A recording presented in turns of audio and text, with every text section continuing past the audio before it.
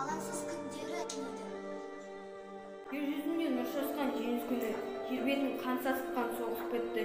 Жақсы үміттің шырағы жанды міне, жамандық жер бетіне бөлінбей кетті.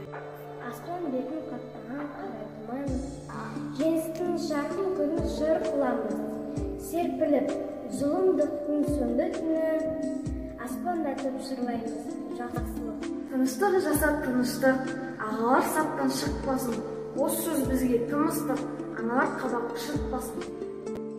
Көркейе берсін еліміз, бақытқа жетіп әр адам. Көркейе берсін ұрыс құт, сәбилер тыныш ұйықтасын.